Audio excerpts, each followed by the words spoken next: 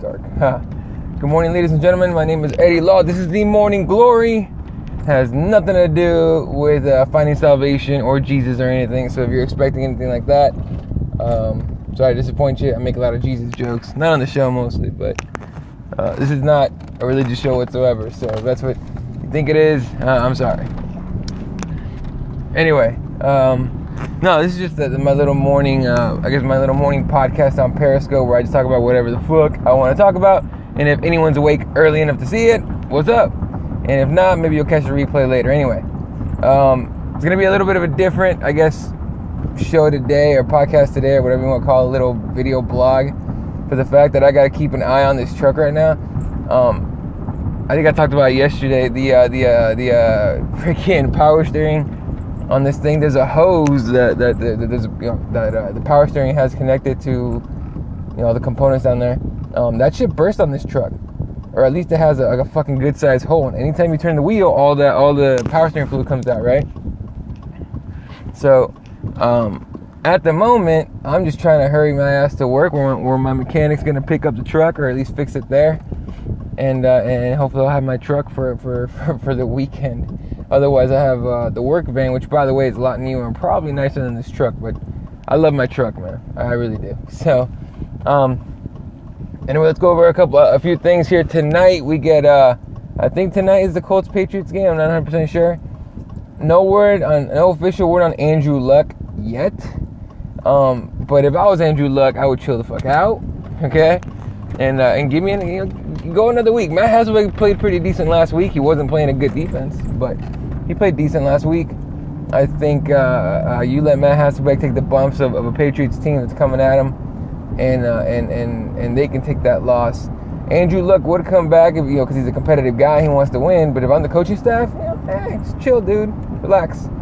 Meanwhile, the Patriots have lost Nate Solder, big time left tackle for him. They are almost the epitome of a plug and play team. So it seems like no matter what happens to them, no matter what kind of injuries they get, they always find somebody to just step in and take over. So. That's kind of where they're at the moment. So that's that for football. I didn't read any big time headlines this morning that caused any concern. Of course, it's 6 hours or so since we did the football show, so nothing really is gonna happen in 6 hours overnight. Another thing I want to talk about is the Lamar Odom thing. Lamar Odom, if you don't know, a couple days ago he was found in a Nevada brothel, unconscious, and details have been sleeping, coming out slowly but surely that he was, doing cocaine and might have overdone it. He's currently, according to, news sources and shit, ESPN, CNN, all those places that give a fuck. Not that give a fuck, but, that like to use this kind of thing as ratings because the Kardashians are on their way there, or they're already.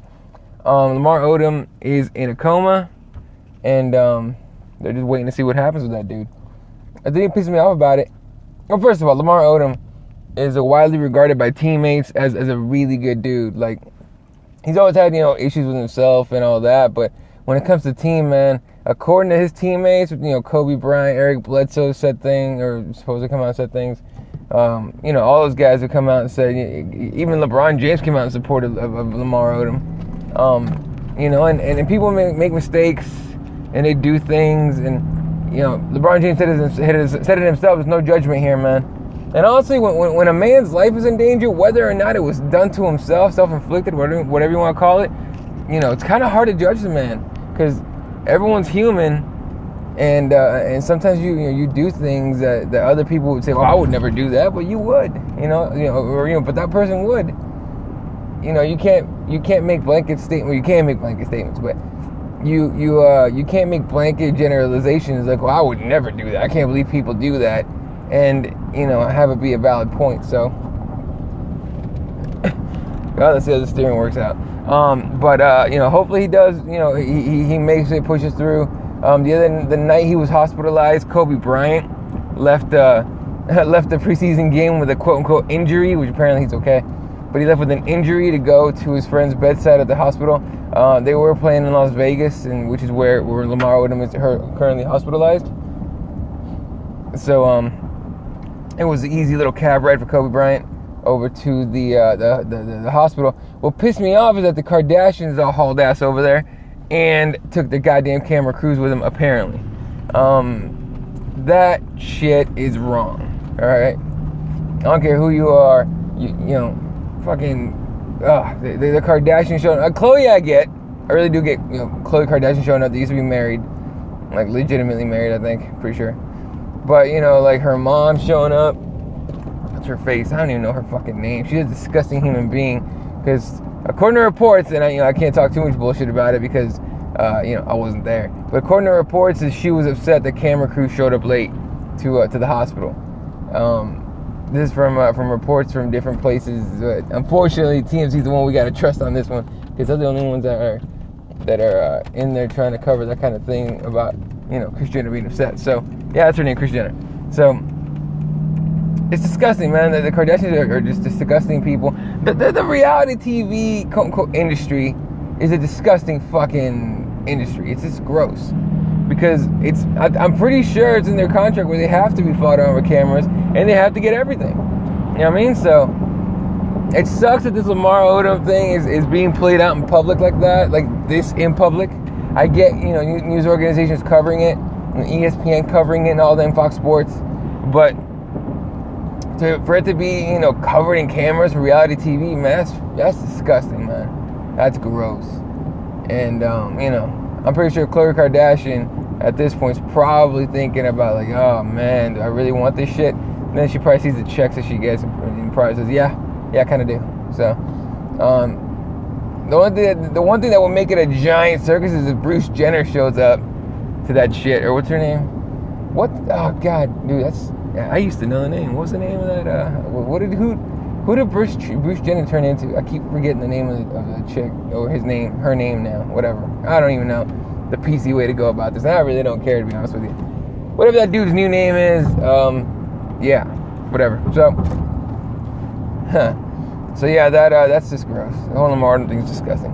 But you know, hopefully Lamar Odom pulls through, gets some help, and is somehow able to live a decent life, you know, for the rest of his days here, and you know, and get some help and gets checked out. Maybe we can find out maybe he's got something wrong that mental health professionals can help him with. All right, moving on. For those that saw it, Ronda Rousey's mom, I think her name is Dr. Anne Marie. She went off on Ronda's head coach, calling him like the worst coach ever, a really shitty person, and all sort of stuff. Then that wasn't the first video. The second video came out saying that she would run him over if it wasn't against the law. Like, yo, lady, I guess she's that lady's got balls, man. Like, I would not fuck with that lady. She's a scary lady, honestly. But to say she would run him over if it wasn't against the law, well, I mean, okay, cool, but here's the thing. Apparently, something's going on because that video, the one video, I forgot the name of the media organization that put it out. That video's been set to private now. You can't watch it on the original account. You can watch it probably on whoever decided they were going to copy it and post it on their own YouTube, which is kind of what you got to do these days, especially with, you know, for example, John Jones deleting everything and other, you know, if you're into covering news and shit for MMA, which I'm not. I just like to talk about it. You know, if you're into posting about this and posting about that and whatever. So yeah, dude, her going off on Ronda's coach. I mean, that's rough. The one thing I have a problem with is I know there's certain websites that basically have the quote that she said as her saying his name. She does not once on the video say his actual name. Was it Edmund Trevedian, whatever his name is? She doesn't actually say his name. She does say that every time he saw her, he said, you know, he would say hi to her and how are you doing? And her rude ass would be like, how the fuck do you think I'm doing? I fucking hate you. That's what she says that she would say to him. You know what I mean? So I got a couple theories on this. Either she actually means what she says and has no problem going out and saying that shit, which she seems like the kind of lady that would just say whatever's on her mind.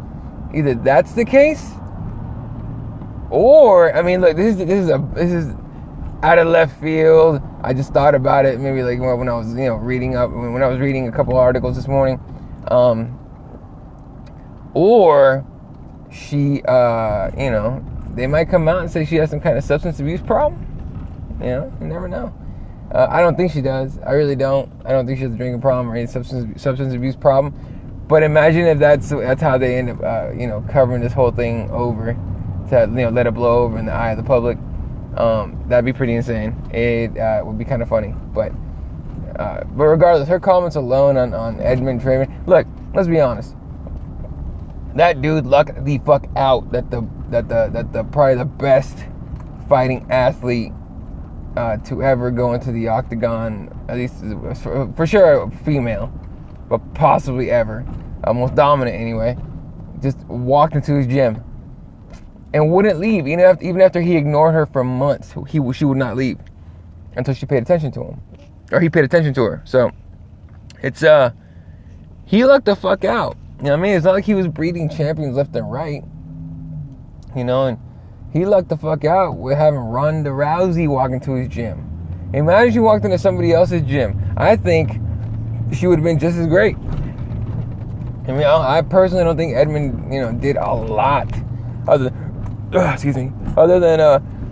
obviously her striking's, great, but she's got to put in the work, and there's a lot of good striking coaches out there. Imagine if she went to Freddie Roach and for her striking, you know what I'm saying? For her punching and all that. Ronda Rousey doesn't throw kicks. That's not what she does. It's not part of her game. So she's a puncher, judo grappler. So imagine she would have gone to Freddie Roach. Then he's the coach of the greatest female athlete ever, and Edmund's just some guy in Glendale, California, with a gym ignoring prospects, and you know what I mean. So it's really weird how fate and if you believe in fate, how fate deals the hand, and you can you can have the life you do. But I'm really curious to see what Ronda's mom is basing all these comments off of. You know what I mean? Like, I'm sure she sees him all the time, but I'd like to hear like things that he's done or said that make her say that. That he's a terrible person, the worst coach ever, and she would run him over with a car if she could. The other theory I have is maybe she's trolling all of us. You know what I'm saying? Like, maybe she's just trolling hard.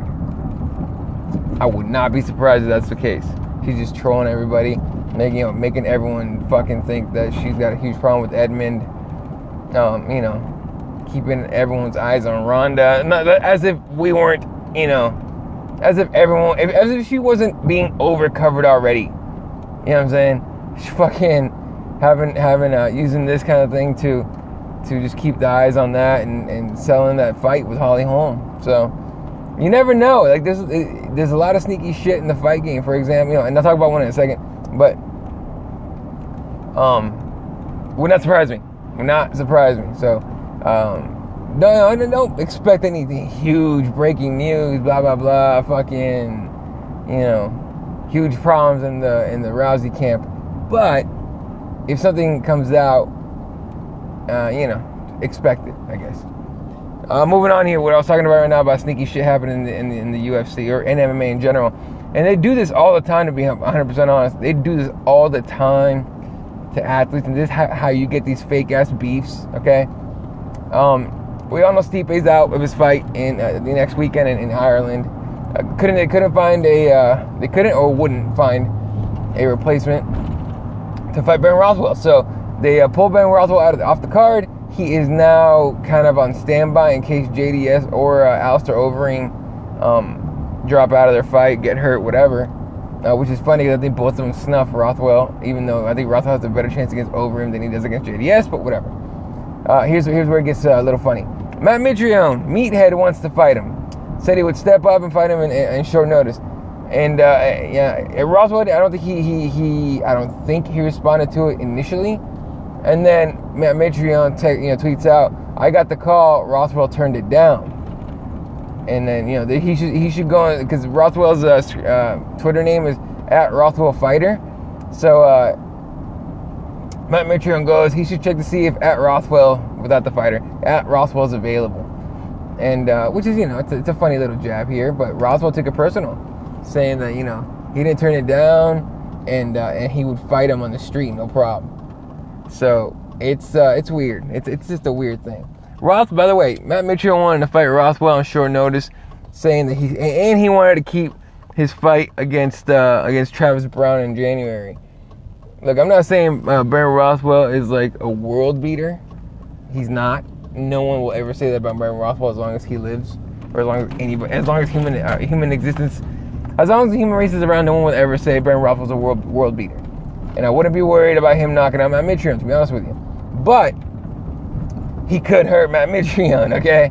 Matt Mitrione has not shown to be the best heavyweight on the roster. Brent Roswell has come up with a couple surprising wins, to be honest with you. So, should he, knock out Matt Mitrione, there goes your January fight. The other theory is Matt Mitrione really doesn't want to fight Travis Brown, would fight Brent Roswell, get medically suspended, for a little while, and have to miss that fight in January, and then Travis Brown gets somebody else, maybe Stipe if Stipe is healthy. But it's a lot of positioning, a lot of jockeying for position. But the UFC, I think what the have is the UFC told Matt Mitrione one thing and told Brent Roswell another, and then that's how you get these fake ass, beefs and shit. So, I think Jeremy Botter pointed that out to Mitrione and Rothwell on Twitter. I don't think they either one listened, but that's kind of how it works. So anyway, nothing special going on tonight. Maybe I'll get, I don't know. Maybe I'll do a video or something. Really burnt out from work for the last 3 weeks, so it's nice that that we won't have to do too much this weekend. But you never know. I love doing this, and if I could podcast all day, I legit would. I can talk forever. So, but I have to go to work. So you guys have a good day. Everybody make the best of your Thursday. Wow, let's check the time. Or check the days. Take care of yourselves. Enjoy your Thursday. Put in work. Go get that paper. Accomplish something today. And you're one day closer to death, ladies and gentlemen. So make every second, make every day count. See ya.